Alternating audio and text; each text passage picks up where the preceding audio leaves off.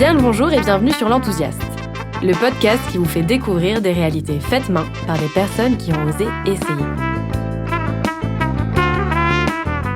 Aujourd'hui, c'est Gérard Tienne qui prend la parole. Gérard est comédien d'improvisation et formateur en communication. Son dada est l'art de la parole. Pourtant, Gérard partait avec un rêve tout autre, celui de devenir ingénieur. Il nous raconte dans cet épisode son métier de formateur, ses expériences en club d'éloquence et sa rencontre fortuite avec le théâtre d'improvisation. Parce qu'en effet, il avait 22 ans lorsqu'il a commencé cet art. Rien que ça, je trouve que c'est un beau message. Tu n'as peut-être pas encore rencontré cette chose qui te fait vraiment vibrer. Si ça, c'est pas libérateur, quel déclic est responsable de ce tournant ? Ou plutôt, quels outils en sont responsables ? Parce que, tu verras, mais Gérard, c'est quelqu'un qui aime être au volant de sa vie comme il le dit lui-même. Il rayonne cette énergie dévorante et motrice qui l'anime. J'espère que vous l'entendrez. Il a beaucoup travaillé sur lui à travers ses fameux 4 outils. Les arts martiaux, l'éloquence, le théâtre d'improvisation et le développement personnel. Allez hop, je ne spoile personne et je t'invite maintenant à rejoindre ma conversation avec Gérard.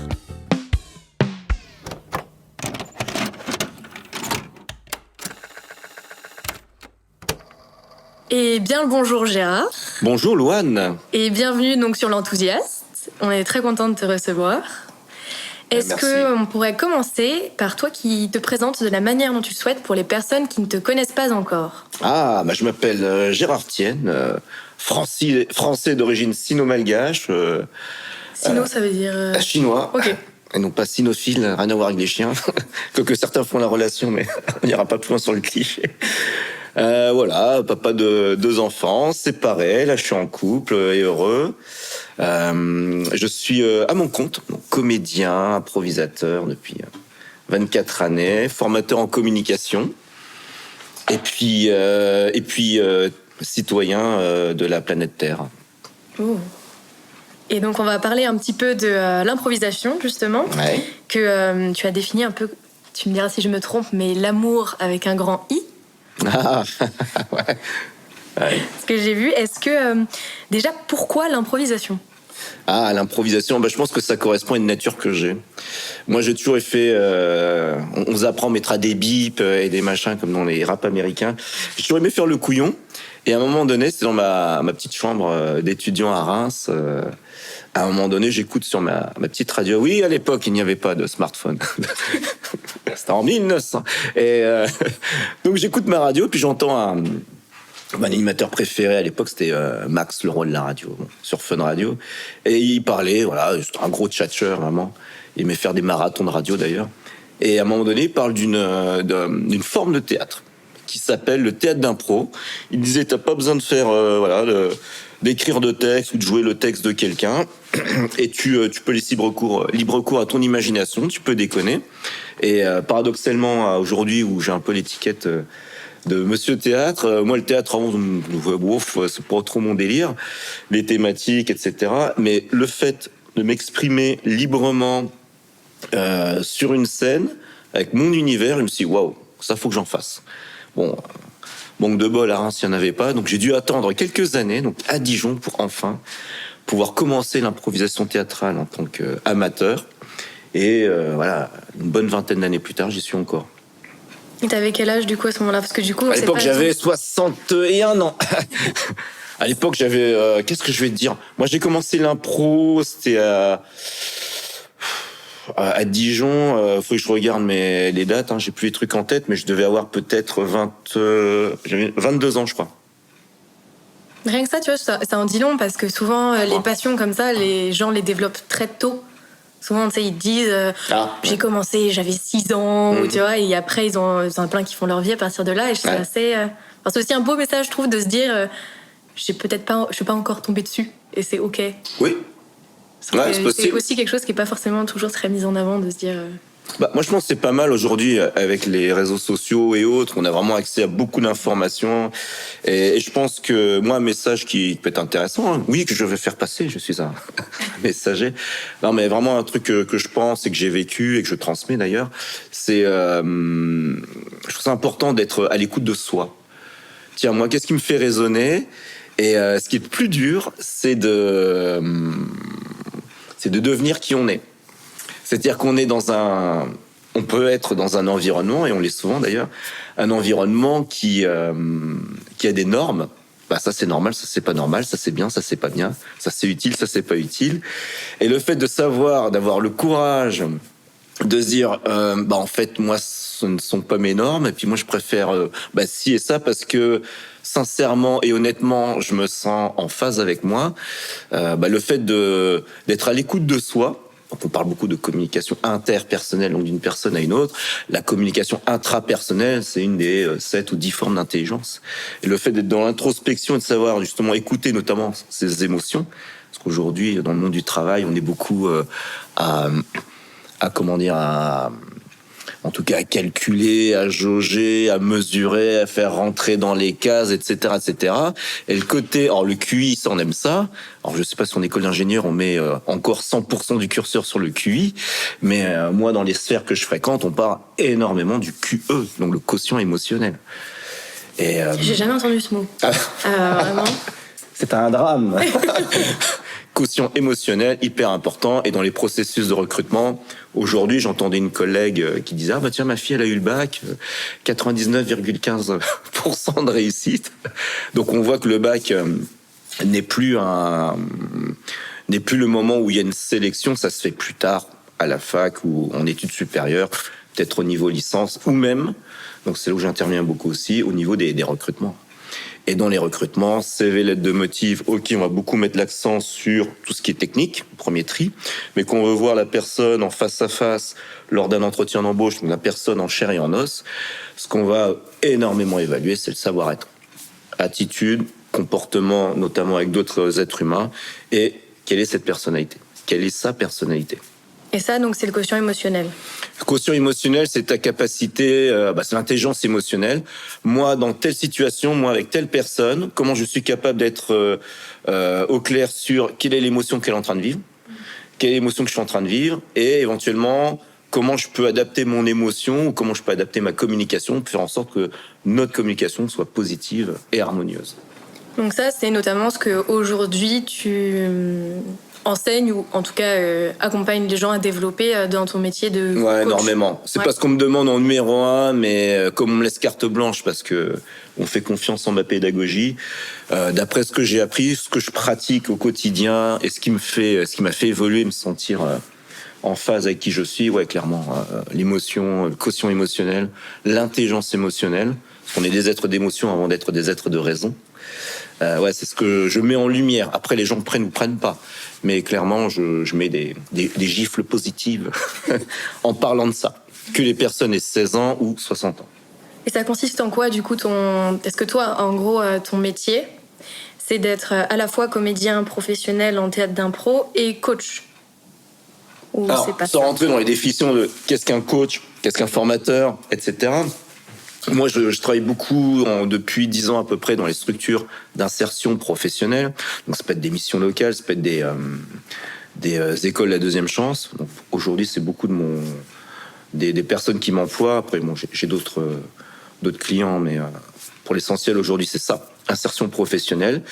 Et ce qu'on me demandait au début, c'est tiens, ce serait pas mal de leur faire des ateliers de théâtre pour gagner en confiance. Et on voit beaucoup dans le bassin nancéien, lorrain, francophone, le fait c'est ça, théâtre, voilà, c'est bon pour travailler sur sa timidité, etc., etc. Ça c'est vrai, mais moi je vais plus loin que ça. Et après d'ailleurs, on a évolué avec certains partenaires sur un atelier de communication au sens large du terme, où moi je leur apprends justement à travailler la quête de sens. Tu vois, moi je fais cet atelier de com, mais pourquoi ? Je dis ok, au fait, déjà je crée un lien, et après je dis au fait, pourquoi on est là ? Je mets un gros silence. Et les gens disent donc déjà. Moi, je l'ai écouté, je l'ai pas cité. On m'a demandé de venir là, je subis, je vais écouter poliment, je subis. Non, là tu vas être acteur, au sens littéral du terme, tu vas prendre ta vie en main. Et je vais te dire notamment comment faire pour avoir un oui de la part de ton recruteur. Sans manipulation, mais en influence. Quand tu es dans une salle d'attente avec 8 candidats, concurrents, compétiteurs, tu les appelles comme tu veux, s'il y a un poste, tu veux qu'il soit pour toi. Donc tu vas être amené à faire de l'influence. Et donc là, je les amène justement à comprendre pourquoi ils ont peur. Parce que souvent, c'est une notion de peur du regard des autres, peur du jugement des autres. Il peut y avoir de la moquerie, peur de la critique, peur de l'insulte quand c'est fort, même peur des coups. Il y a une fille qui dit, ouais, mais vous avez oublié, monsieur. Moi, j'ai peur des autres parce que dans mon passé, j'ai eu des coups. Donc ça, vous l'avez pas noté. Je fais, je corrige. Donc il y a ça aussi. Donc eux, pourquoi ils ont peur?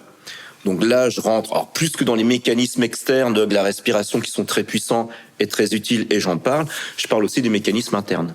Et là, on arrive vite à de la psychologie. Et comment faire dire oui de manière positive, de manière gagnant-gagnante à monsieur le recruteur ou tout autre être humain dans une conversation professionnelle ou privée, mais on arrive vite dans de la psychologie. Donc qui dit psychologie, pourquoi j'agis, c'est soit pour fuir la douleur, soit pour me rapprocher du plaisir. Alors le plaisir, ça peut être ta quête du bonheur. Donc après, voilà, on arrive à de l'émotion. Parce que certains disaient, alors j'ai plus la ref, mais peut-être Dale Carnegie d'ailleurs, il disait, voilà, on n'est pas des êtres de raison, nous sommes des êtres d'émotion. Et comme je suis comédien, nous, notre substrat de base, c'est quand même l'émotion. Qu'on regarde les œuvres classiques ou contemporaines. Aujourd'hui, les œuvres contemporaines, c'est beaucoup les séries. Qu'est-ce qui fait agir les gens? C'est l'émotion. Parce que je veux me venger. Parce que je veux enfin fonder une famille. Parce que je veux être libre. Parce que je veux, etc. Et justement, le moteur, ou peut-être le fuel, enfin le carburant, je sais pas comment l'appeler, le biocarburant, c'est justement l'émotion. Et quand on comprend que c'est l'émotion et la psychologie qui font énormément des comportements humains et de ce qui se passe dans ce monde, on a compris pas mal de choses. Et donc en fait, dans tout ça, le théâtre, et donc dans ton cas particulièrement l'impro, ça a été un outil fondamental, auquel tu as rajouté donc des formations autres, mais... aussi fondamental, pourquoi? Pour comprendre tout ça et toi réussir un peu à te placer et à monter justement cette idée d'entrepreneuriat, de coach formateur, selon le mot que tu préfères, mais... Moi, à la base, si j'ai fait de l'impro, c'est pour kiffer. Mais justement, donc pour revenir à l'impro, quand toi t'as entendu donc à la radio oui. Cette nouvelle forme de théâtre que tu connaissais pas, qu'est-ce qui a fait en fait que tu t'es lancé? Je me suis dit, tiens, moi je raconte des conneries dans mon coin. Là, je vais raconter des conneries à des gens qui vont être enfermés dans une salle. Ils seront obligés de m'écouter, c'est génial, j'adore. Non, l'idée, c'était vraiment faire de l'humour et puis et vraiment m'exprimer avec plaisir, avec des gens qui m'écoutent et avec des gens avec qui je vais pouvoir partager. Moi, le kiff premier, c'était ça. Mais après, j'ai plusieurs casquettes parce que j'étais aussi, j'ai un diplôme de responsable commercial. Je fais 4 écoles de vente. Et ce que je mets aussi en avant, c'est le fait que j'étais aussi 6 ans dans un club d'éloquence. J'étais orateur, j'ai fait des concours nationaux, internationaux, en 3 langues différentes. J'étais juge de concours. Et au fait, le mix de ces 3 choses sont des choses que je veux apporter justement aux personnes que je forme, qui à la base veulent avoir plus de confiance pour décrocher un emploi plus facilement. Globalement, c'est ce qu'on me demande. Après, j'ai d'autres clients. Là, en ce moment, je forme des CEO de très très très belles boîtes qui veulent être plus à l'aise, plus impactant dans la prise de parole, quel que soit l'environnement. Ok. Et donc pour revenir à l'impro, est-ce qu'à ce moment-là où tu t'es lancé, donc quand tu étais à Dijon, t'avais une idée de l'importance qu'elle prendrait dans ta vie ou pas du tout? Non, moi c'était un loisir. Et honnêtement, à l'époque, je me suis dit, bon, tiens, moi, je veux... à l'époque, à Dijon, je voulais travailler dans la science. Voilà, pourquoi pas. Recherche et développement. Pas spécialement dans le public, je pensais plutôt dans le privé. J'étais spécialisé en agroalimentaire. Et je me suis dit, voilà, l'impro, c'est un vrai kiff, un vrai plaisir, mais j'ai pas envie de courir le cachet. La vie de bohème, machin, la vie de comédien professionnel, ça ne m'intéresse pas. Non, je me le garde en pure rigolade, mais vraiment déjà une passion dévorante parce que... Ouais, t'avais tes études de sciences et d'ingénieur, que tu disais que t'avais travaillé là-dedans. Alors, j'étais pas ingénieur, mais c'était dans l'école d'Inge, c'était pour faire c'était à l'époque, on appelait ça un DEA, c'était l'antichambre de la thèse, quoi. J'étais voué à être doctorant. Et donc, tu t'étais dit, voilà, j'ai mon cœur de métier qui va me sécuriser et à côté, j'ai le truc qui me font marrer. Ouais, c'est ça. J'avais mon loisir et puis à chaque fois qu'il y avait des stages, j'y étais. Et même à la fin de l'année à Dijon, il y avait les pros qui me disaient tiens, on va jouer aux Estivades de Dijon. On va faire, je sais plus, 2 ou 3 représentations. Est-ce que ça te dirait de jouer avec nous? Je dis, tiens, Super opportunité. Ouais, je dis, vas-y, banco. Donc c'était une belle expérience. Et donc une fois mordu par l'impro, t'as évolué donc à travers tous ces stages et t'as été un peu à l'international ou t'as fait comment? Oui, après j'ai fait quoi? Ouais, j'ai fait mon... Attends que je remette les éléments. J'ai fait... Donc j'ai fini mes études en sciences, mais à la fin je me suis dit, la science, j'ai pas envie de faire ça parce que je trouve ça pas stimulant, le fait d'être tout le temps à étudier des cours. Enfin, la recherche, c'était pas mon truc. Alors je me suis dit, je vais faire une double compétence. Moi, j'aime bien quand même avancer et puis pas faire les choses pour rien. Donc double compétence en quoi? En informatique, double compétence en gestion, double compétence en commerce. Ah bah tiens, commerce. Ça peut être pas mal d'apprendre à générer des revenus, etc. Ça peut être une compétence utile. Faisons ça. J'ai postulé dans plein d'endroits. J'étais pris à Nancy. Et donc à l'époque ça s'appelait CC2A, donc cadre commercial pour l'agroalimentaire. Donc ils demandaient justement des spécialistes de l'agroalimentaire pour leur donner un bagage commercial et puis ensuite pouvoir faire un travail de commercial ou technico-commercial. Donc moi j'ai continué toujours dans cette optique de faire mes études et faire l'impro pour le kiff, jusqu'à ce que après 3 ans de travail en tant que commercial, technico-commercial, je me suis dit une fois que t'avais travaillé, une fois que t'avais été diplômé. Ouais, c'est ça. Et puis j'ai même fait une année d'armée. Parce que j'ai voulu faire un break après... Ouais, c'est ça, je crois que c'était après l'école d'Inge à Dijon. Je me suis dit, tiens, je fais quand même pas mal d'études pour me débarrasser de l'armée et puis pour me faire une césure. Je me suis dit, tiens, vas-y, je vais me faire l'armée.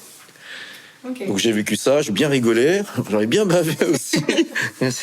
Des moments où je faisais moi le malin.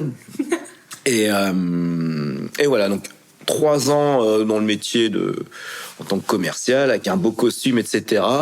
Mais je me suis dit, je crois que c'est pas fait pour moi. Toujours cette histoire d'écoute de soi où tu sens que t'es pas en phase avec ce que tu fais, tu ne te réalises pas. Pour citer monsieur Abraham Maslow. Et ça, tu le sentais comment en toi? C'était comme un peu une gêne, un peu un non, mais quand tu fais ton travail, tu sens que il y a des choses qui te plaisent, mais tu sens que tu vibres pas, quoi. Ouais, c'est ça. Ça t'embête un peu, ça te fait suer. Dans certains tafs, j'ai même eu le blues du dimanche soir. Dimanche, je suis, ça y est, demain, je repars au taf, c'est lundi. Vraiment pas bien, quoi. J'ai connu vraiment des moments pas cool, stressants. Parce que moi, je suis un anxieux de base, en plus. Donc, mais ça, l'impro, ça a dû t'aider donc à maîtriser cette anxiété, non? D'une certaine manière, mais pas surtout. Ce qui m'a vraiment aidé à vraiment juguler ce stress. Attention, je vais prendre des mots compliqués.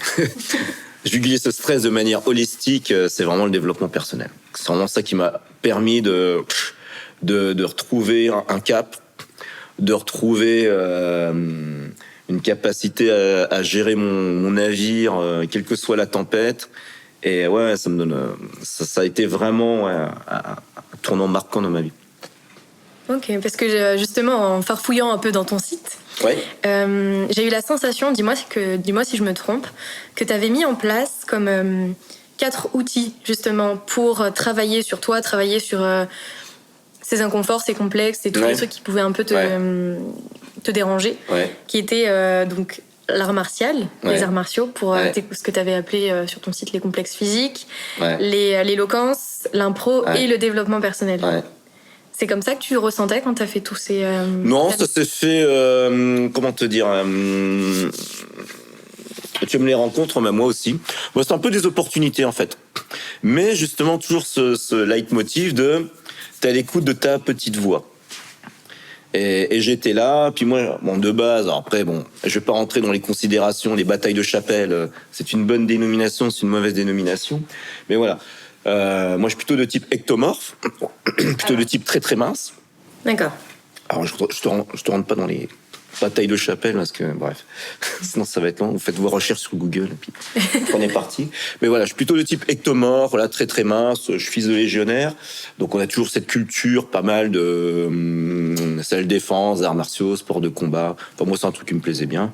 Mais même dans ma famille, mes cousins, mes oncles, etc., ont toujours été dans l'armée, les commandos, les armées d'élite et tout ça. Et mais j'ai vite remarqué que je n'étais pas gaulé comme les autres. notamment les Européens, notamment ceux qui étaient gaulés comme des bûcherons. Je dis, bah merde alors. Alors je me rappelle qu'à l'âge de 16 ans, je revenais, je tapais des pompes. Ouais, t'allais pousser un peu, histoire de dire, faut que ça gonfle. Ouais, pousser avec mon petit poids là, mon petit corps. Je dis, merde, ça pousse pas ces conneries là. Et elle me dit, mais j'avais toujours un esprit, comment dire, je sais pas comment le dire, mais de pas me laisser faire. Je sais pas, je dirais rebelle, mais en tout cas, de pas me laisser faire. J'aime pas, voilà, j'aime pas qu'on m'embête. Et je me suis dit, tiens, comment faire? Mais jouer avec mes armes, avec mes cartes. Hein. D'ailleurs, il y a une phrase qui dit ceux qui réussissent, les meilleurs joueurs de cartes, c'est pas ceux qui ont toujours le meilleur jeu de cartes entre les mains. Ceux qui ont le meilleur jeu avec les cartes qu'ils ont entre les mains. Et donc, quelque part, en fait, t'as accepté que t'étais mince pour pouvoir après te dire, ok, maintenant que, ok, je suis mince, qu'est-ce que j'en fais pour que ce soit une force? J'ai ça. Qu'est-ce qui peut me permettre de reprendre le dessus avec ce squelette? Je me suis dit, les arts martiaux, ouais, c'est cool. Vas-y, faisons ça. Donc j'ai fait les arts martiaux. À un moment donné, pour le kiff, j'ai entendu qu'il y avait une forme de théâtre qui se faisait. Mais moi, ça m'a permis de jouer de manière plus instinctive. Ce que je prodigue maintenant dans mes ateliers. Avant, moi, j'étais quelqu'un de très contrôlant, même aujourd'hui. Mais je me soigne, hein, je vous jure. Mais voilà, je suis beaucoup plus place à l'instinct. Ouais, le lâcher prise un peu. Ouais, lâcher prise, puis même cette espèce de feeling, d'écoute émotionnelle. On peut rentrer dans la technique, mais voilà, on va laisser le charme de l'instinct. Donc voilà, mais vraiment l'écoute émotionnelle, puis le fait de composer avec l'autre. D'être vraiment dans une zone, vraiment de sortir de sa zone de confort, dire waouh, c'est pas mon univers, parce qu'au début j'avais la fâcheuse tendance de faire entrer tout le monde dans mon sillon. Puis comme je réfléchissais très vite, et puis que j'avais un certain charisme, voilà, ça marchait bien. Sauf que les camarades, je m'en mettais à certains à dos. Et lors d'un débrief, j'ai fait waouh, je le dis d'ailleurs dans un de mes discours. Et lors d'un débrief, les gens ont commencé à dire ce qu'ils pensaient. Et moi, je ne voyais pas ça. Tu vois, donc c'est des petites claques comme ça qui sont utiles, même si par certains propos c'était exagéré ce qu'ils disaient, mais en tout cas c'était très utile et ça m'a permis d'évoluer. Ça fait du bien de se remettre en question. Donc là, je suis plus à l'écoute, je suis beaucoup plus dans l'état quelque part un état métastable où j'aime composer avec les autres, j'aime me faire surprendre avec les autres et j'aime vraiment cette capacité d'adaptation qui pour certains même à très haut niveau dans des très grosses boîtes peut être un peu flippant. Nous les improvisateurs, quand on commence à toucher ça et à aimer ça, on aime se faire on dit accident is a gift, l'accident est un cadeau, on aime se faire surprendre, et ouais, c'est cool, c'est pas du tout ce que j'avais prévu, waouh, génial. Et comme on a une manière de fonctionner, justement de composer avec l'imprévu, s'adapter, être flexible. Ouais, l'imprévu, l'inconfort devient du confort quelque part. Donc c'est vrai que cette capacité. Donc je m'égare beaucoup, je fais beaucoup de digressions. Par opportunité, les arts martiaux, j'en ai fait 4 ans et je suis arrivé au niveau ceinture marron. Ça m'a permis de gagner en confiance en moi. 2, l'improvisation théâtrale, le fait de sortir de ma zone de confort, de m'exposer quand même à des centaines de personnes. Même en impro, j'ai déjà fait les salles de 800 personnes, donc tu te mets dans un certain inconfort. Ça m'a permis de gagner en confiance en moi. Troisièmement, de prendre de la place un peu, de te dire ok, je suis vu et ouais, pas se soucier du regard des autres. Moi, j'étais quelqu'un qui aimait beaucoup plaire à tout le monde parce que je voulais plaire à tout le monde. Parce qu'il y avait un manque de confiance à l'intérieur, certainement un manque d'estime de soi, hérité de plein de trucs. Troisièmement, le club d'éloquence. Ok, j'étais à l'aise en impro, mais quand tu dois taper un discours avec d'autres critères, avec d'autres zones d'inconfort, je peux dire que la première, quand le président du club dit bon Gérard, on a envie que tu nous représentes. Ah ouais, ok, on y va. Mais voilà, j'ai eu des moments de grosses flips. Et le club d'éloquence, c'était des discours que tu écrivais à l'avance ou que tu devais improviser justement face au public? Les deux. Ok. Parce que t'as dit, alors le club Toastmaster, pour pas le nommer, c'est une organisation à but non lucratif qui vient des États-Unis, qui a aujourd'hui une centaine d'années d'existence, donc 16 000 clubs dans le monde, plus de 360 000 licenciés. Et le but du jeu, voilà, c'est de prendre la parole, se faire plaisir. Et il y a aussi il y a aussi des concours. Et t'as des concours de plein de trucs. T'as des concours de discours écrits, discours inspirant ou discours humoristique. Tu dois travailler l'écriture, et je te passe les détails. Et tu as aussi des concours de discours improvisés. C'est-à-dire que tu es là, on dit bonjour Gérard Tienne, voilà. Qui aime bien châtie bien. Que pensez-vous de ce proverbe? Qui aime bien châtie bien. Que pensez-vous de ce proverbe? Gérard Tienne. Là, on me serre la main, donc c'est le protocole. Le MC se barre, et toi, tu peux réfléchir jusqu'à 15 secondes maxi, mais tout de suite, il faut que tu fasses un discours improvisé de minimum 1 minute et maximum, grand maximum, 2 minutes 30. À 2 minutes 31, t'es disqualifié. Donc comment, avec ça, t'es capable de parler dessus ou de faire un pas de côté, mais en tout cas de structurer, intro, développement, etc. etc. Ça, l'impro, du coup, pour l'éloquence, ça a dû être une vraie force. Là, ça m'a aidé. Ah oui, là, tu m'étonnes. Pour justement la génération d'idées, et puis structurer, ça m'a aidé. Donc voilà, il y a ça, puis il y a même des concours d'évaluation. Donc tu as différents évaluateurs, mais ta manière de restituer l'évaluation du discours, t'es aussi évalué dessus. Donc, ça, 3e point, donc c'est l'éloquence. Et justement, oui. Je rebondis là, tant qu'on est sur l'éloquence et l'impro. Qu'est-ce que l'éloquence t'a apporté de plus, du coup, que l'impro? En quoi c'était intéressant, tu vois, de faire les deux? Improvisation théâtrale, t'es vraiment dans du... T'es vraiment dans du jeu théâtral, t'es vraiment dans l'histoire de personnages, tu es dans du Netflix sans la caméra. Donc c'est ça que tu joues. Après, voilà, t'as une mise en scène différente. Alors qu'un discours improvisé, oui, c'est vrai que la théâtralisation, puis les compétences du comédien sont très utiles, mais t'es vraiment dans le développement d'un propos. Et puis, t'es vraiment dans le développement d'un propos et comment tu rends ce propos pertinent, l'utilisation de métaphores, voilà. T'es plus quand même dans cette optique-là. Donc ça m'a permis d'être plus complet dans l'art de la parole. Comédien, vendeur, orateur, formateur. Je peux vraiment me qualifier de spécialiste de l'art de la parole. En tout cas, passionné. Et donc le 4e point, le développement personnel, ton 4e outil. Alors, développement personnel, voilà. Il y avait un élève d'impro qui était passionné. D'ailleurs, je l'ai interviewé, il faut que je monte la vidéo. Alexandre Robineau, pour pas le nommer, et lui il me disait tiens, moi j'ai découvert un truc qui m'aide pas mal, ça s'appelle le développement personnel, voilà, et je travaille sur ci, je travaille sur ça. Je me rappelle, on discutait souvent beaucoup sur le parking là. C'est un grand bavard comme moi, et je dis tiens, c'est intéressant, ok, super. Et puis à un moment donné, dans ma vie, je sentais une espèce de cumul de frustration, de manque de réalisation de soi, de freins. Il y avait des freins. Donc ça, chez toi, tu sentais ça? Chez moi. Okay. Il y avait des freins. Tiens, t'as pas exactement ce que tu veux, t'es freiné par-ci, par-ça, t'as ces comportements qui te bloquent, tu n'es pas... J'aime bien l'expression aussi qui dit je marchais à côté de moi. Ça, c'est une belle expression. Et je me suis dit, son machin, ça peut être pas mal. Alors je le regarde, je dis tiens, vas-y, donne-moi 3 noms de personnes que tu sais sur Internet, j'irai voir, et puis voilà, je me ferai mon opinion. Donc il me donne les 3 noms. Tu te souviens des noms? 2 sur 3, ouais. Alors la nana, je me rappelle plus. Un gars qui s'appelait... c'est Lannoy, mais je sais plus son prénom. Roger Lannoy, c'est un Belge qui est... je crois que c'est le distributeur officiel francophone, en tout cas européen, francophone, je crois, de Tony Robbins. Donc c'est le coach numéro 1 niveau mondial sur plein de trucs. Et le 3e, c'était Franck Nicolas. Donc ok, je regarde, non, ça me parle pas. Je tombe sur Franck Nicolas. Quand tu le vois comme ça extérieurement, c'est une caricature de Jean-Claude Van Damme.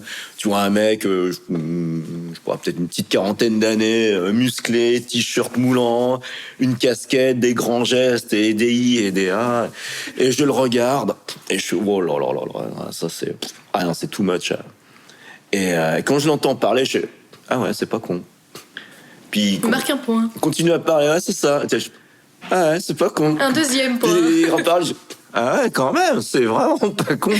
Et puis je commence à regarder une vidéo, et puis 2, et puis 3, etc. Il parlait beaucoup de développement personnel, notamment de relationnel, donc de toi avec ton environnement humain. Et il commençait à apporter beaucoup de réponses à des questions que j'avais, à des interrogations que j'avais, à des frustrations que j'avais. Donc là, j'ai commencé à beaucoup m'intéresser à ça, à commencer à lire des livres, à commencer à regarder, à faire même des séminaires, à acheter des formations, à beaucoup me former dessus, à beaucoup, bien sûr, mettre en application. C'est des séminaires que Franck Nicolas faisait ou même d'autres personnes Oh, tu peux aller chez d'autres personnes, mais j'avoue que voilà, ce qu'il proposait, ça me parlait bien. Donc c'est vrai que j'ai fait beaucoup de formations avec lui. Vraiment beaucoup de formations avec lui. Et après, bien sûr, il faut implémenter, il faut mettre en application. Et c'est ce que j'ai fait. Et je me suis dit, bah ouais, c'est cool. Bah dans ma vie, je remets du sport parce que c'est important. Bah dans ma vie, je commence à commencer à boire de l'eau. Alors j'en buvais déjà, mais après voilà, chacun fait ce qu'il veut. Mais j'ai commencé à dégager. Il est certainement très bon. Mais je commençais à dégager des jus. Les sodas, la bière, je commençais à diminuer sérieusement, les glucides, enfin tout ce qui était pas forcément utile. Et puis après, j'ai commencé aussi à penser différemment. J'ai commencé aussi à accepter certaines choses. J'ai commencé aussi à faire, je vous aime tous. J'ai commencé à faire du tri dans mon environnement, à fréquenter moins certaines personnes, etc., etc. Et j'ai commencé à suivre la voix qui me parlait à moi. Tu parlais de résonance tout à l'heure, de vibration, hein, et choses pour lesquelles je vibrais. Parce que je remarquais, parce que tu peux avoir un carcan dans le milieu estudiantin, ça se dit comme ça, je pense. Estudiantin, on va dire que c'est ça. Milieu estudiantin scientifique, tu as des normes, etc. dans le milieu commercial. Tu as des normes, des biens, pas bien, etc. aussi dans le milieu artistique. Donc j'avais beaucoup de points communs avec ce milieu artistique, mais d'autres choses où moi, voilà, je dis, oh bah tiens, c'est cool de faire ça. Et on commençait à me regarder de travers.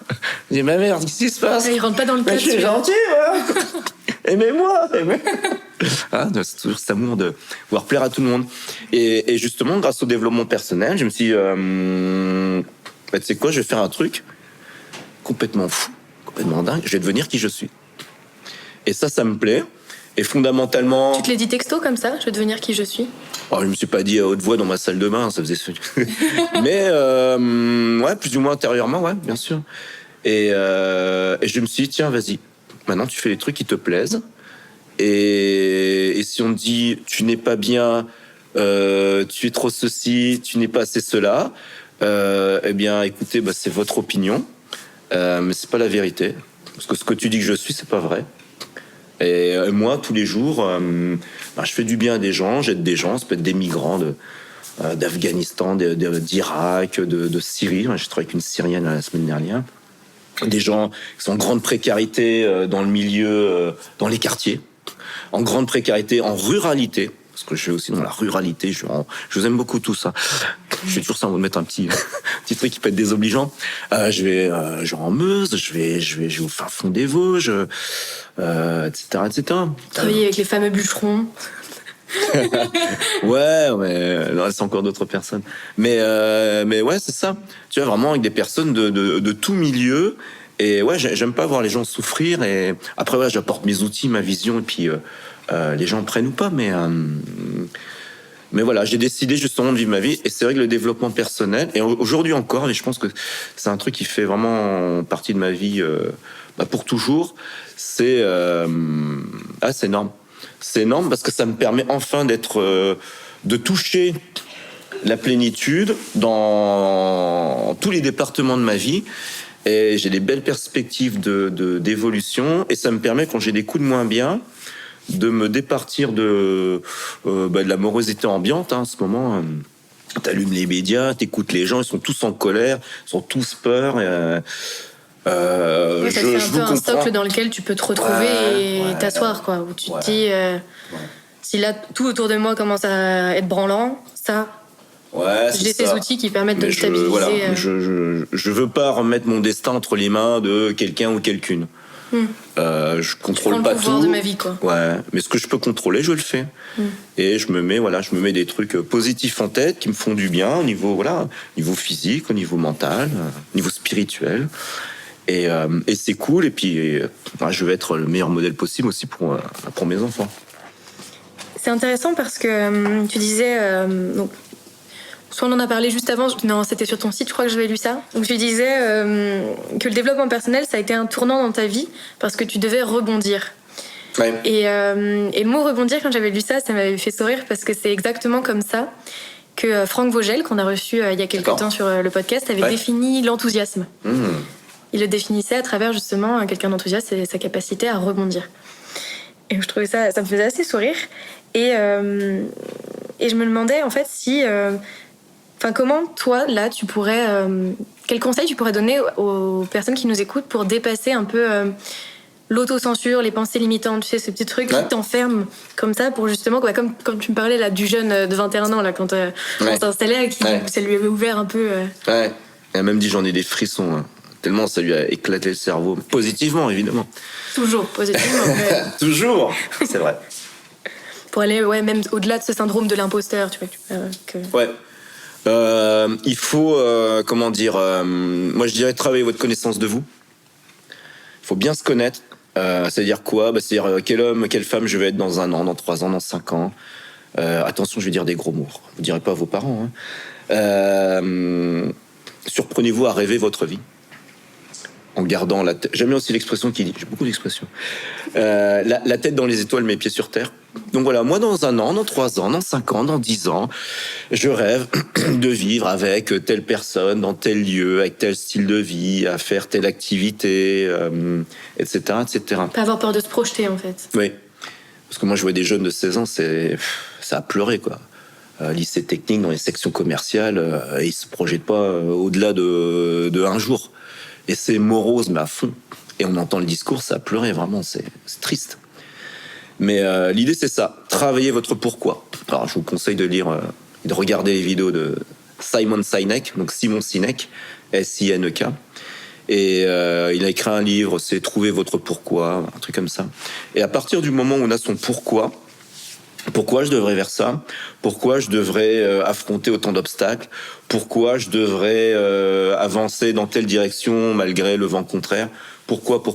Donc, travail de sens. À partir du moment où on a un pourquoi extrêmement puissant, après, le pourquoi, tu peux être connecté à ça à partir du moment où tu travailles. Avant, je parlais de triangle de la santé. Maintenant, je parle de carré de la santé. Sommeil, alimentation, sport et gestion du stress, gestion des émotions. À partir du moment où physiquement tu prends soin de toi, tu as les idées claires et ça va pas venir contaminer, polluer ton mental. Et tu restes focus, quelles que soient les tempêtes que tu peux traverser. Donc moi je dirais, travaillez votre pourquoi.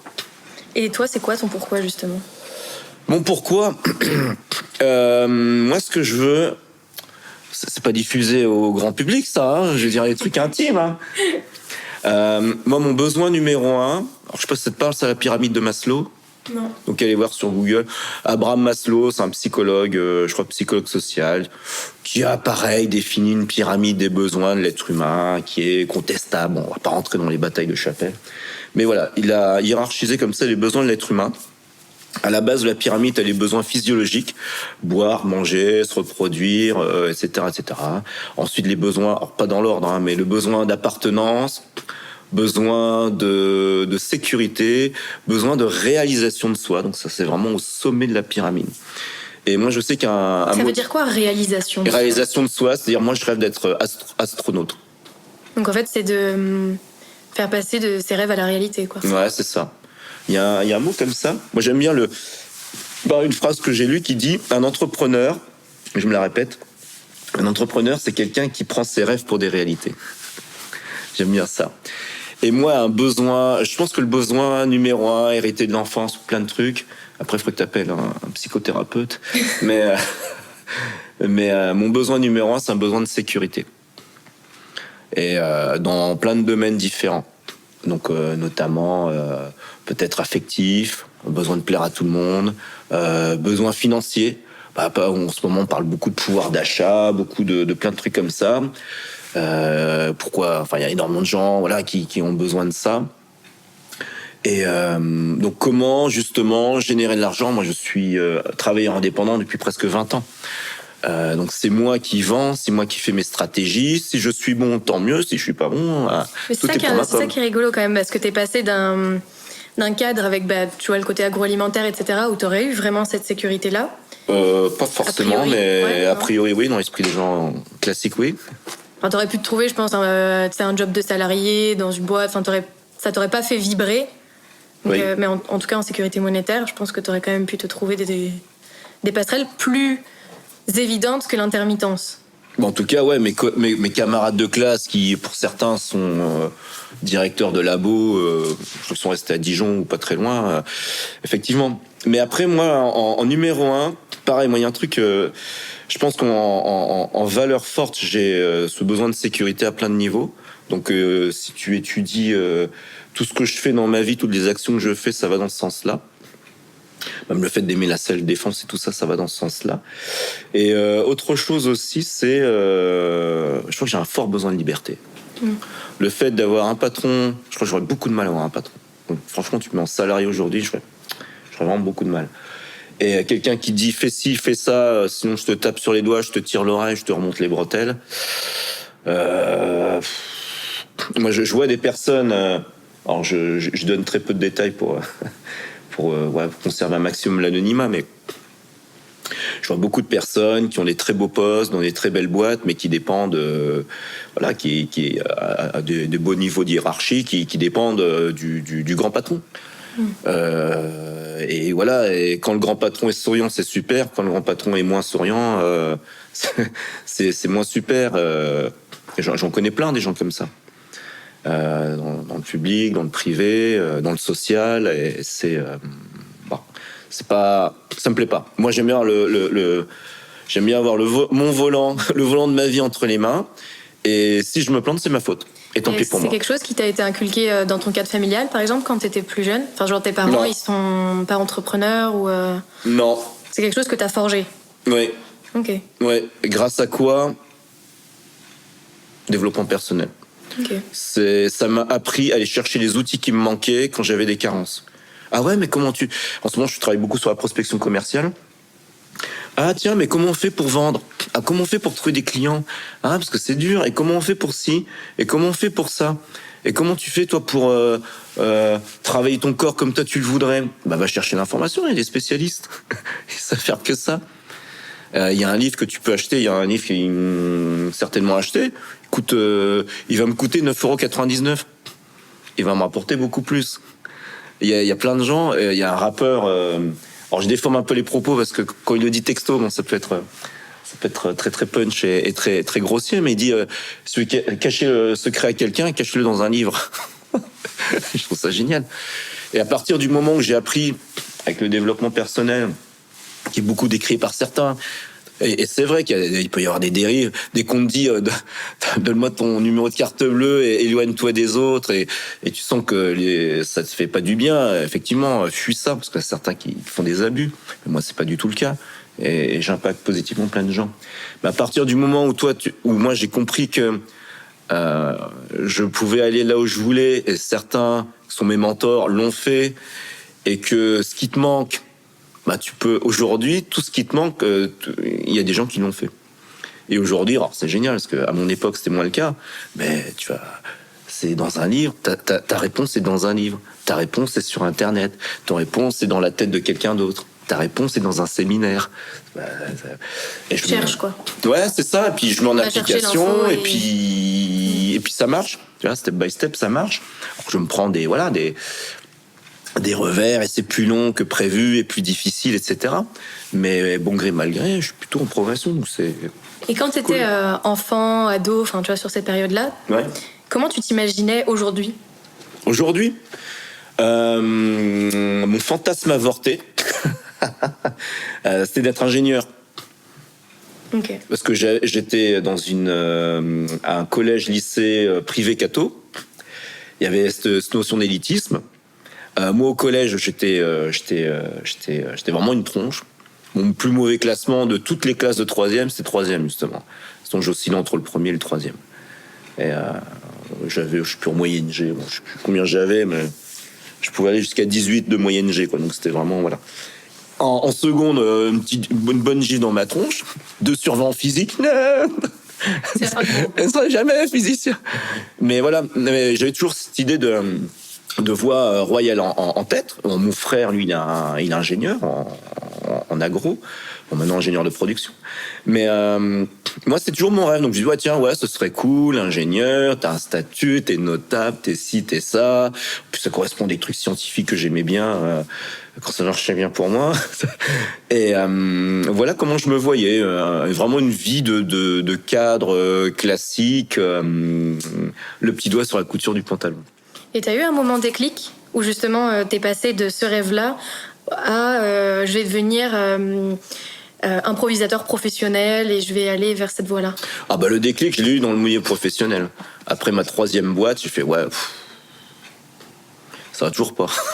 Dis donc, ça va toujours pas. Pourtant là, je suis à mon rêve, je suis à ce truc où je m'étais... Non, c'est pas mon rêve, c'était un taf. Ok. C'était un taf. J'hésitais à dire alimentaire, mais être bon en commerce, je me dis ça c'est cool. Tiens, je vais aller là-dessus. Puis bon, voilà. En plus, mais même là, tu vois, t'étais en commerce, t'étais pas ingénieur du coup. T'avais déjà un peu mais déjà, quand est-ce que j'ai abandonné l'idée d'être ingénieur ou là-dedans, quand j'ai fait mon travail de recherche, à Dijon, j'ai fait si je fais ça 3 ans pour être docteur en sciences. Et j'avais une place aux États-Unis. Hein. Il y avait un labo qui voulait m'accueillir. Je crois du côté de Phoenix, mais peu importe. Mais je me suis dit, si je fais ça toute ma vie, c'est juste pas possible. Et encore là, j'étais à l'écoute de moi. Savoir être honnête, savoir faire des... Mes parents m'ont toujours fait confiance. Ils m'ont dit, fais ce que tu veux, à partir du moment où tu t'assumes, moi c'est ok. Et donc voilà, j'ai fait ça. Commerce, finance, pas ce que je voulais. Il y avait des règles de fonctionnement qui ne me convenaient pas. Et puis le résultat n'était pas à la hauteur non plus. Et je me suis dit, tiens, fais autre chose. Et après, bilan de compétences, auto-bilan de compétences. Bon, qu'est-ce que tu aimes bien faire? Qu'est-ce que tu kiffes? Qu'est-ce que les gens disent disent de toi pour lequel tu es doué? Je me suis dit, tiens, l'impro, c'est cool. Je joue au niveau national, des fois même au niveau international. À chaque fois, tu as des retours positifs. Tu t'amuses bien. Et si tu payes tes factures avec? Et on peut en vivre aujourd'hui, d'être comédien professionnel? Oui.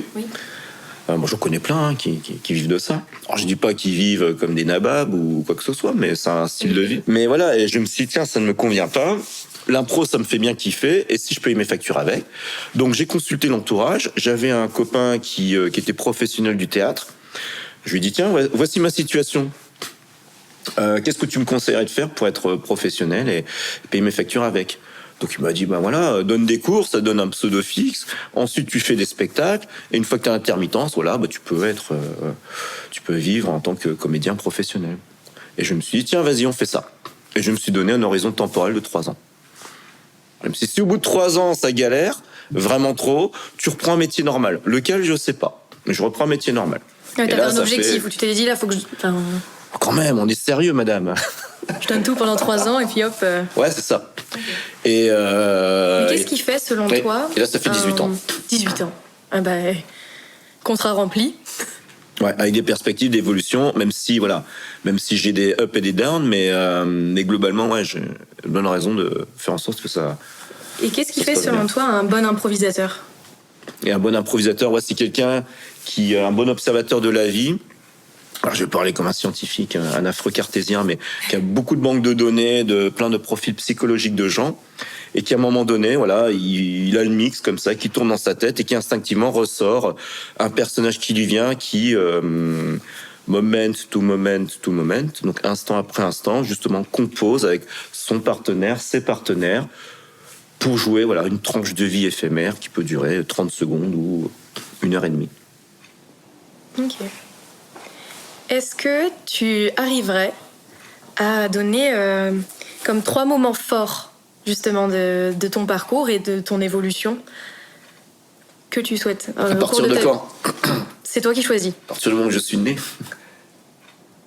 Est-ce que tu as comme ça 3 moments marquants pour toi qui ont été un peu... Je sais pas trop comment te le définir autre que marquant, tu vois, qui je vraiment... comprends ce que tu veux dire. Je suis en train de refaire une recherche dans mon cerveau. Alors, je vais te les donner dans le désordre. Mais clairement, moi, c'était vraiment le... Après, il y a tout ce qui est familial et tout ça. Évidemment, je vous aime, je suis obligé de choisir les enfants, etc. Mais pour répondre à ta question, moi, vraiment... un moment marquant, c'est vraiment ma rencontre avec le développement personnel où j'ai fait Je vais dire des gros mots. Je fais, oh putain, mais c'est quoi ce bordel? Mais c'est juste un truc de fou. C'est un truc de malade d'être capable de vivre sa vie rêvée. En tout cas, de s'en approcher. En tout cas, de la construire. Je sais pas si j'y arriverai à 100%. Mais à la rigueur, on s'en fout. Certains disent le bonheur, c'est pas l'arrivée, c'est le chemin. Et rien que le fait aussi d'être dans gratitude, de kiffer. Je fais ça aussi régulièrement. De kiffer. Souvent, on dit, ouais, mais mes affaires, ma maison, ma voiture, c'est pas si important que ça, il est pas si bien que ça. Non, apprends à aimer ce que tu as. Pas pour dire j'ai pas ce que j'ai donc je vais me contenter de ce que j'ai. Non, c'est juste parce que c'est vrai. Et puis après, ça c'est des choses que je dis en privé, donc grâce à toi je dis en moins privé, mais pas de manière morbide, mais je pense très régulièrement à la mort. Moi j'ai un coach physique qui s'appelle Alex Levent, et il a fait une vidéo sur Insta il y a pas très longtemps, et il disait et si vous deviez mourir ce soir, est-ce que vous seriez satisfait de votre vie? Et moi, je me dis, à un moment donné... C'est une question qui va créer plus d'une insomnie, là, je pense. Sorry. Et pareil, moi, j'ai eu le vertige il y a... j'en sais rien, peut-être... je sais pas, je pourrais pas te dire, une vingtaine d'années, 20 ans, allez, 20 ans, où j'ai pris conscience, alors je sais pas, c'est une espèce d'état de conscience très particulier, où j'ai eu une espèce d'état de conscience de l'instant présent, tu vois, avec tous les 5 sens que je pouvais avoir. Et je me suis dit, waouh, là je suis en train de vivre, respirer, voilà, goûter, humer, ce que tu veux. Mais à un moment donné, ça s'arrêtait tout ça. Et je serais où? Et ça va se passer comment? Et comment va être mon état de conscience? Or, certains s'en tapent complètement, certains sont hyper angoissés par ça. Mais moi, à un moment donné, ça a pu me faire peur. Moi c'est plus pour mes proches, pour avoir assez donné, pour les mettre en sécurité, justement. Mais... même si je cache pas que j'aurais peut-être une petite appréhension, forcément, mais pas, voilà, j'ai pas une peur panique de la mort, mais moi, j'utilise ça comme un moteur positif pour encore plus faire, pour encore plus oser te taper des échecs, pour te taper peut-être du rejet, ouais. C'est un moteur d'audace quelque part. Ouais, c'est ça. Dis, hey, tu sais quoi, vas-y, tente, fais ci, fais ça, démarche, dis juste ce que tu penses, fais ce que tu as envie de faire. Achète tout ce qu'il faut pour fêter le nouvel an chinois. Vas-y, fais-toi plaisir. Et après, l'argent, tu vas le chercher. Et tu trouveras une solution, quoi. Et, et quand bien même, je me mets des fonds d'écran, là, c'est I'm a fucking business hunter, pour justement... te faire des petites piqûres de rappel dans la journée. C'est une espèce d'affirmation positive. Tu vois, il y a une autre, c'est Unstoppable, Catch Me If You Can. Il y a une autre que je peux encore créer, qui est La seule limite, c'est la mort, Warrior Spirit. Donc en fait, là, un grand moment marquant pour toi, c'est ta rencontre avec le développement personnel, pour réaliser en fait que la vie allait prendre fin. Que tu n'es pas condamné par ton CV, par ta biographie, ton passé, par sky is the limit. Tu veux quelque chose, tu peux aller le chercher. D'autres l'ont fait. Et il y a une phrase qui dit un con assis ira toujours moins loin. Non, un sage qui est assis ira toujours moins loin qu'un con qui marche. Et il y a des personnes, tu n'oses pas, enfin pas toi personnellement, mais les personnes n'osent pas, et t'as un gars qui dit, oh, lui c'est vraiment un blaireau. Sauf que le gars se pose pas la question de, et si on me dit ci, et si on me dit ça, et le gars il fait, et il fait, et il fait, et tu dis, merde, il va plus loin. Waouh, c'est cool qu'il fait cet enfoiré. Moi aussi je veux. Et ça c'est des espèces d'incentives, tu vois, qui est une motivation qui me disent vas-y, vas-y, va, bouge-toi le cul, vas-y, fais-toi plaisir. Tu prends pas tant de risques que ça en essayant d'être heureux. Ouais, puis combat ta peur, sort de ta zone, tu vois, vraiment cet esprit de combat, de dépassement de soi. Moi, si je fais du sport, là, en ce moment, je fais 4 séances de sport par semaine. Je fais de la muscu poids de corps. Et ça, ta rencontre avec le sport, ce serait un autre grand moment avec toi, justement, on va dire ça. Après, j'aurais du mal à définir trois autres. Okay. Enfin, 3 marquants, mais en tout cas, c'est 3. Enfin, si c'est 3 marquants, 3 aspects, c'est pas les 3 number one, mais c'est 3 marquants. Aujourd'hui, je vais te parler de ça. Oui, dans une heure, tu m'aurais parlé d'autre chose. En fonction de ce que tu aurais vécu entre-temps. J'aurais pas la bonne forcément réponse absolue. Mais en tout cas, ouais, dev perso, hyper important, parce que chaque jour, quand je commence à faire, ça craint, ci, ça, et je me remets justement mes affirmations positives que je change. En selle, quoi. Et ouais, c'est ça. Le sport, moi j'aime bien le sport parce que quand déjà je me construis un corps qui m'intéresse. Ça me donne une hygiène de vie aussi. Oh, je suis pas un intégriste de la bouffe, mais je fais quand même attention. Donc j'ai une hygiène plutôt saine d'alimentation, entre autres. Mais surtout, ce que j'aime, c'est le fait que je me suis dit, tiens, je me fais 4 séances par semaine. Et ben, c'est 4 séances par semaine. Ouais, t'as une discipline à laquelle tu te tiens. Et ça me crée une autodiscipline qui rejaillit sur tous les départements de ma vie. J'ai un carnet d'entraînement. Et ce que j'aime aussi, c'est que quand tu vas à l'échec, je sais pas si tu vois ce que c'est, aller à l'échec, tu te fais des pompes, tu fais des tractions, etc. Quand t'en peux plus, ouais, ok, mais t'en fais encore une. Ouais, la dernière. Quand t'es dans le rouge, quand t'es dans le mal, quand ça brûle, quand si comme ça, au lieu de dire comme tout un chacun, ouais, vas-y, vas-y, on arrête pas de bouffer des chips. Je me dis non, vas-y, tu pousses, t'y vas, etc. Et ce coup de collier que je me donne, c'est un coup de collier que je me donne aussi dans la vie. Tu vois, ça rejaillit là-dessus. Et c'est ça que j'aime. Et puis un troisième, qu'est-ce que je te dirais ?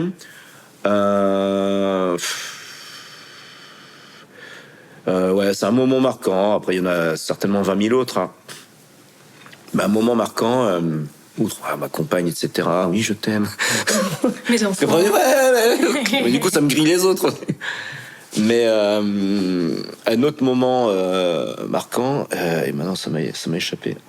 Attends, j'étais sur le sport, le dev perso. Ah si, voilà, je me rappelle. Ça fait référence à la lecture des 4 accords Toltec, Don Miguel Ruiz, tu connais ? Alors, c'est un peu chelou, hein, et, bon, c'est un chaman, le mec, hein, faut pas lui en voir.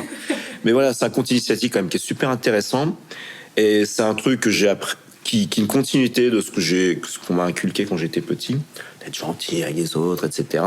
Mais en tout cas, le fait d'avoir une parole impeccable, et que quand bien même on te dénigre, dévalorise, on te rejette, on te ci, on te ça, on te stigmatise, mais reste toujours propre, reste toujours clean, positif, et toujours une parole impeccable, hein, comme disait l'autre. Et le fait d'avoir cet esprit justement pas naïf, mais si j'ose dire bon, je trouve ça bien. Ça te permet d'être aligné au quotidien aussi. Ouais, et puis tu peux être gentil sans être naïf. Sans être benet. Ouais, c'est ça. Et moi, je trouve ça cool d'être positif avec les gens. Moi, tu as Nathalie que tu as rencontrée là, elle bosse avec moi. Enfin, je la connais depuis peut-être 12-15 ans. Je crois qu'elle m'a jamais vu de mauvaise humeur, en colère. Peut-être des petits bas de temps en temps, mais franchement, les collègues qui me côtoient très régulièrement depuis 10 ans, je suis toujours cool. Et là, donc, on a vu un peu 3 moments marquants passer. Et on va essayer de prendre un peu le contre-pied. Et se dire, est-ce que tu as un peu un truc où tu te dis, et pourquoi pas, vers l'avenir, tu vois, un projet, un rêve. Je projette constamment, moi, l'avenir. Hein. Je travaille pour ça. Donc, quelle est ta question ? Est-ce que tu aurais un exemple à nous en donner, justement, de projection pour l'avenir ? Projection pour l'avenir ? De projet où tu te dis, nous sommes en France, dans la vieille Europe. Je vais dire quelque chose d'extrêmement incorrect. Une chose, voilà, moi qui m'anime beaucoup, qui me permettra, voilà, d'aider beaucoup de gens, mais voilà, c'est comme ça. Moi, une chose qui m'anime beaucoup, c'est le fait de générer pour ma boîte un 6 chiffres. Okay. Donc l'idée, c'est d'être millionnaire. Okay. Même pas tant. Et là, t'as un plan pour réussir à. Ouais.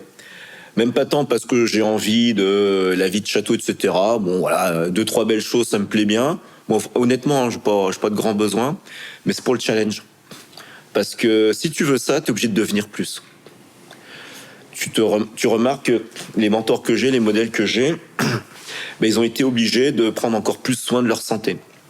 Après ceux que je suis, parce que tu peux être millionnaire avec plein de manières différentes, ils ont été amenés à aider encore plus les autres, à servir encore plus les autres, à connaître encore plus de choses, à oser encore plus se connecter avec des gens, oser encore plus créer des formations ou ou des boîtes, ou des connexions, des associations, etc.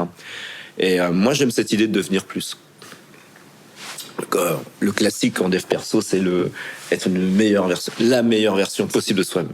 Et d'ailleurs, quand tu fais, je sais pas, de la muscu ou du sport, j'ai vu que tu étais vice-championne de poney 3D. Ça, c'est marrant. Je sais pas ce que c'est le poney 3D, mais ça va être très bien. Mais le fait de te dépasser, je trouve ça dans tous les domaines de ta vie. Moi, j'aimerais bien. Là, j'ai 46 ans et demi. Moi, ce que j'aimerais, c'est que dans 10 ans, c'est vraiment être vraiment encore affûté. Je côtoie vraiment des personnes extrêmement haut placées. Je côtoie aussi des personnes qui sont en précarité la plus totale. Et j'aime ce grand écart. Pour moi, t'aimes voir en fait finalement à quoi ressemble le monde pour de vrai et pas avoir seulement un prisme. Ouais, mais c'est des personnes que j'aide. Des personnes qui sont à très très haut niveau, en tout cas socialement, dans les critères classiques. Voilà. Et des personnes beaucoup moins haut. Et j'aime ça. J'aime aider les gens, j'aime rencontrer des personnes humaines. Et c'est pour ça que même avec ça, moi, je serais philanthrope. Quoi. J'ai envie d'aider notamment à l'éducation populaire, parce que pour moi, c'est un tremplin vers le fait d'avoir une vie digne, parce que ça t'ouvre vers plein d'horizons. Et dans tout ça, est-ce que tu te considères, est-ce que tu te définirais comme enthousiaste ? Oui, parce que je suis fondamentalement un optimiste. Un enthousiaste, alors il faudrait regarder dans un dictionnaire, mais enthousiaste, t'as une notion de Dieu. Parce que c'est vraiment quelque chose de très très fort, de très positif et qui touche le divin, donc un peu sky is the limit. Là, on arrive donc sur notre petit bloc de questions de fin. Ouais. Et je vais te laisser l'opportunité si tu as une référence que tu aimerais partager, partie d'une référence particulière, un livre, un podcast. J'en ai 20 000 de références, mais. Libre à toi d'en donner, peut-être pas 20 000 quand même, parce qu'on n'est pas rendu. Peut-être quelle direction ? Celle qui te plaît le plus, c'est vraiment qui te plaît le plus ou qui t'a le plus aidé, peut-être. Ouais. Ta Bible. Quelle question. Pareil, moi, en mettant ces Bibles-là, tu te mets des gens à dos. Je suis un gentil. Aimez-moi. Qu'est-ce que je te dirais, moi ? J'ai plein de trucs. Après, pareil, je lis plein de choses qui m'éclatent le cerveau. Ce que j'appelle éclater le cerveau, c'est ça me crée une illumination. Ça pousse un peu les frontières de. Ça t'ouvre l'esprit, mais ça te fait c'est fou, quoi. Mais la première serait pourquoi pas les 4 accords Toltec de Don Miguel Ruiz. Alors, c'est un peu perché, mais si vous savez lire entre les lignes, je trouve ça apporte une philosophie vraiment intéressante. Une deuxième aussi, qui intéresse pas mal des choses que j'enseigne, mais c'est Convaincre en moins de 2 minutes de Nicolas Boussman, Nicholas et plus loin Boothman. Je trouve que c'est un N. Et pareil, c'est un bouquin qui est basé sur la communication.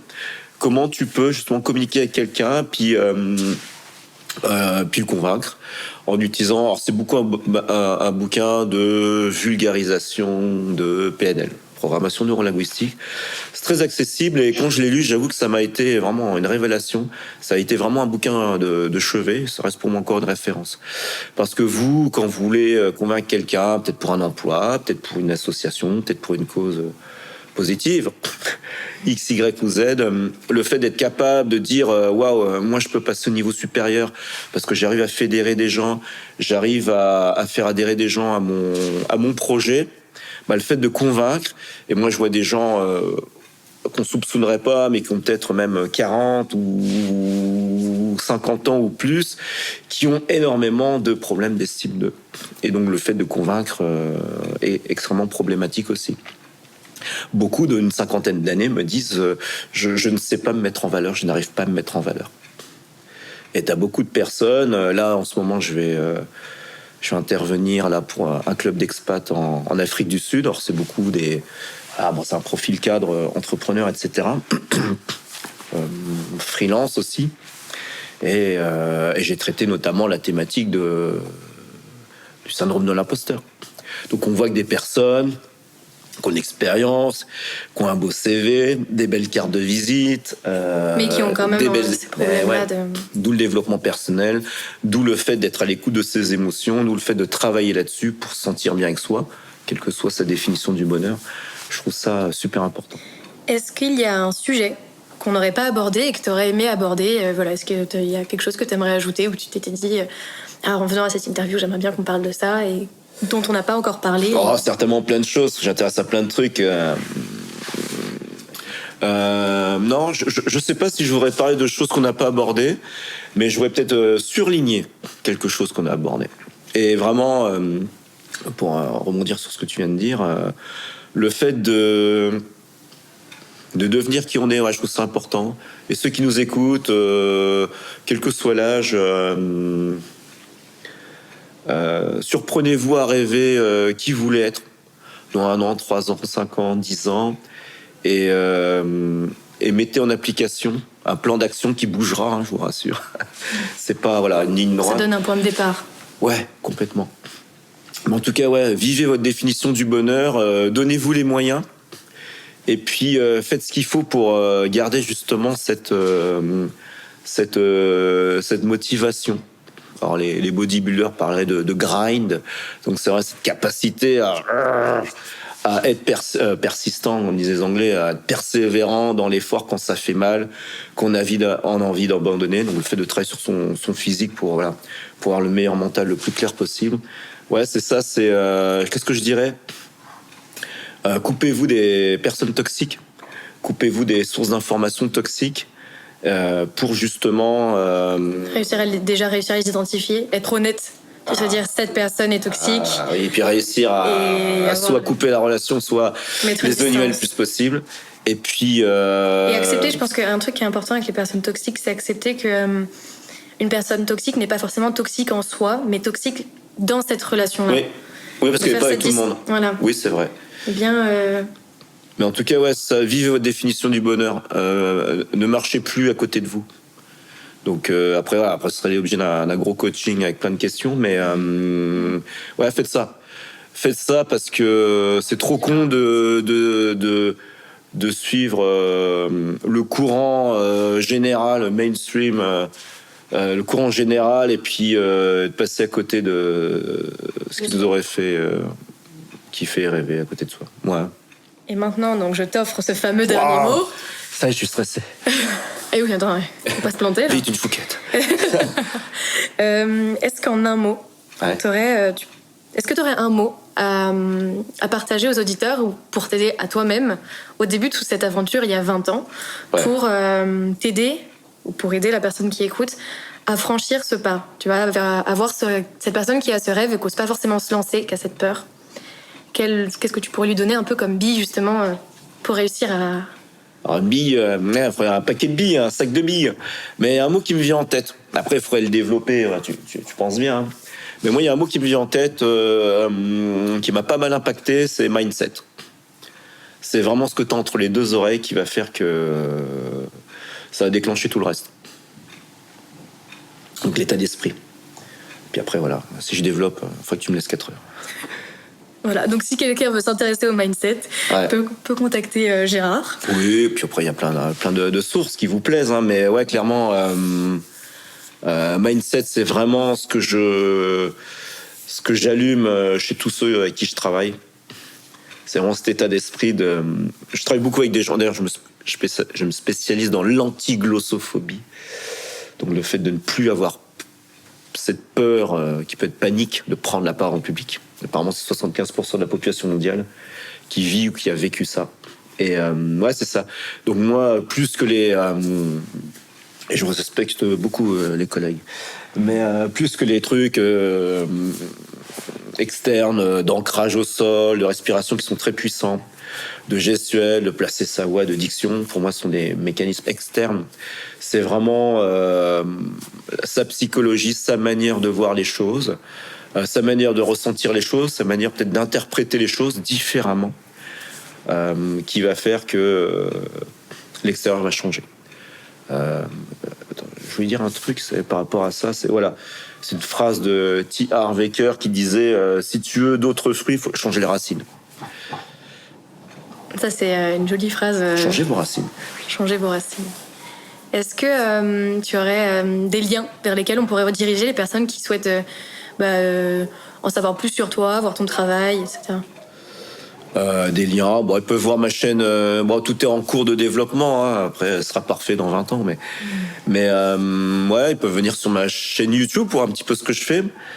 Gérard Tienne Coaching sur YouTube. Je suis pas mal actif sur LinkedIn.